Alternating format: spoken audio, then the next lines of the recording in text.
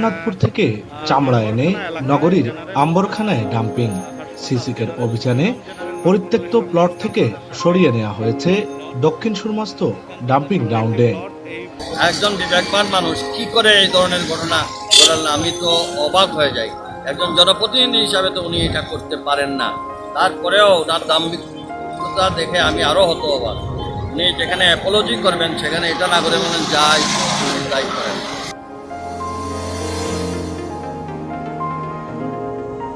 একটি চ্যানেল সিলেট প্রযোজনা।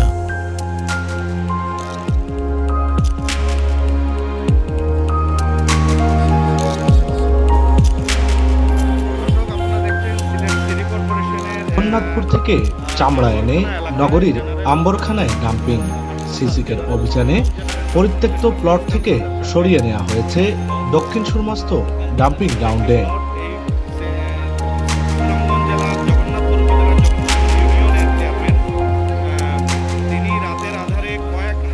সুনামগঞ্জের জগন্নাথপুর থেকে রাতের আধারে কোরবানির পশুর চামড়া এনে নগরীর আবাসিক এলাকায় ডাম্পিং করেন এক জনপ্রতিনিধি।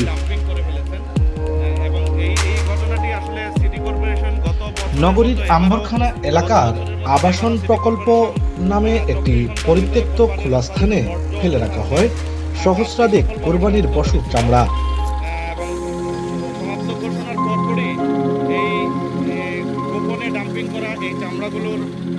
অপরিকল্পিতভাবে চামড়া ফেলে রাখায় ছড়াচ্ছে দুর্গন্ধ, দূষণ হচ্ছে পরিবেশের। মাননীয় mayor Sylhet city corporation Ariful Haque Chowdhury, তিনি মনিটরিং টিমের প্রধান হিসেবে ঈদুল আজহার কোরবানির পশু জবাইয়ের উৎপাদিত বর্জ্য অপসারণে সিসিকের 24 ঘন্টার লক্ষ্যমাত্রা অনুযায়ী আজ 2 আগস্ট 2020 সাল সকালেই গোটা নগরীর পরিচ্ছন্নতা কার্যক্রম শেষ হয়।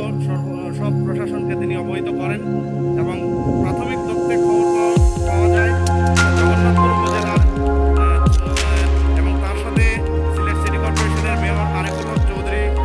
এর পরপরই স্থানীয় বাসিন্দাদের অভিযোগে মেয়র আরিফুল হক চৌধুরীর নেতৃত্বে সিসিকের অভিযানে সন্ধান মিলে আম্বরখানাস্থ আবাসন প্রকল্পের পরিত্যক্ত খোলা স্থানে পশুর চামড়া ডাম্পিংয়ের।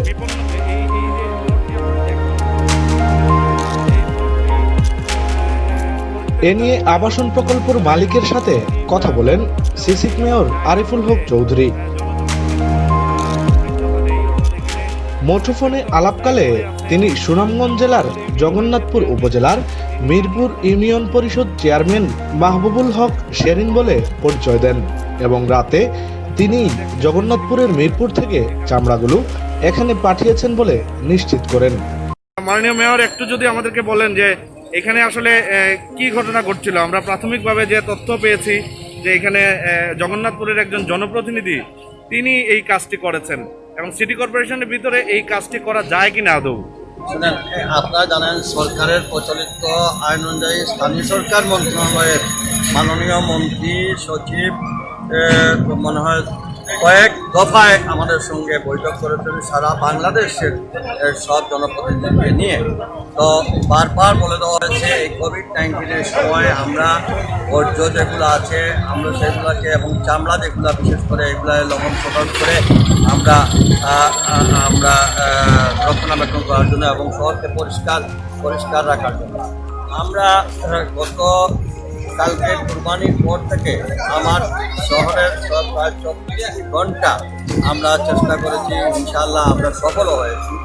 কিন্তু গোপন সূত্রে আমরা শহরের বিভিন্ন জায়গা বাজার হাট পরিষ্কার করার পরে আজকে যখন আমি মনিটরিং করার পাইছি তখন আমাকে পাবলিক বলতেছে যে আমরা তো দুর্গন্ধে ঢুকতে পারতেছি না, একটা খালি জায়গার ভিতরে ডাম্পিং দিয়েছে, একটা জায়গায় এনে অনেকগুলো চামড়া রাখা হয়।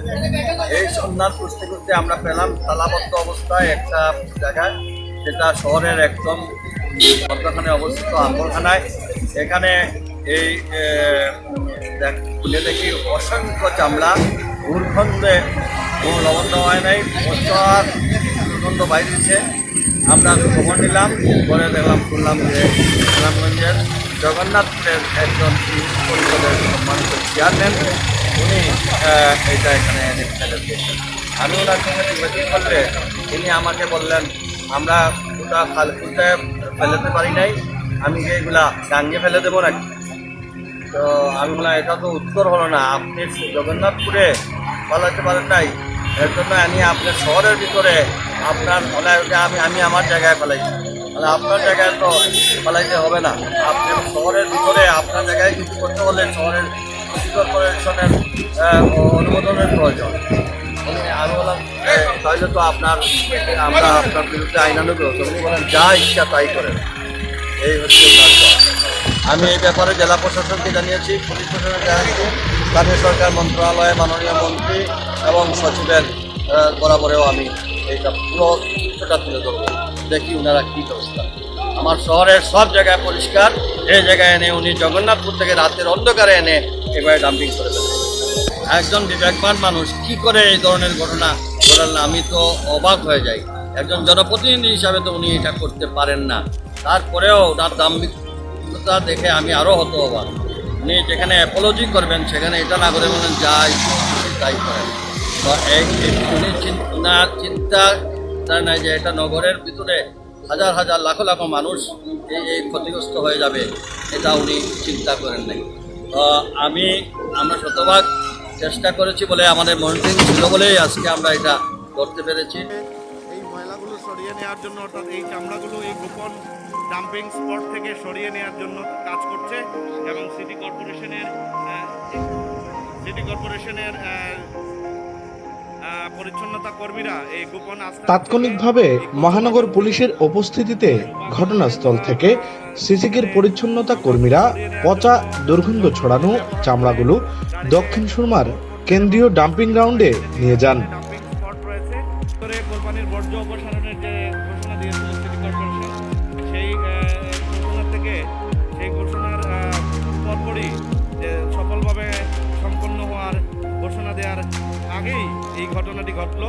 অর্থাৎ সিসিক মেয়র আরিফুল হক চৌধুরী বলেন, 24 ঘন্টার মধ্যে কোরবানির বর্জ্য অপসারণ করতে সক্ষম হয়েছে সিলেট সিটি কর্পোরেশন।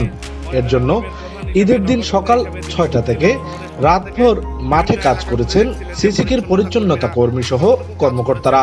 সেই বিষয়টি নিয়ে এবং এক পর্যায়ে তিনি তার কাছে তিনি গোপন নগরী পরিচ্ছন্ন ও দূষণমুক্ত রাখতে আমরা যখন মাঠে কাজ করছি, তখন একজন জনপ্রতিনিধি হয়ে তিনি কিভাবে গ্রাম থেকে নগরীতে এনে চামড়া ডাম্পিং করেন তা আমার বোধগম্য নয়। মেয়র বলেন, আমরা তাৎক্ষণিকভাবে পচা চামড়াগুলো সরিয়ে নিয়েছি এবং এই স্থানে জীবাণুনাশক ছিটিয়েছি। দূষণ করতে পারে এরকম ডাম্পিং করার আগে সিটি কর্পোরেশনের অনুমতি আপনি নিয়েছেন কিনা? সিসিকের অভিযানকালে উপস্থিত ছিলেন কাউন্সিলর রেজাউল হাসান কয়েস লুদি, মহানগর পুলিশের এয়ারপোর্ট থানার ভারপ্রাপ্ত কর্মকর্তা সহ সিসিকের অন্যান্য কর্মকর্তারা। নগরীর ভিতরে এরকম যদি গোপনে কেউ সিটি কর্পোরেশনের কাজের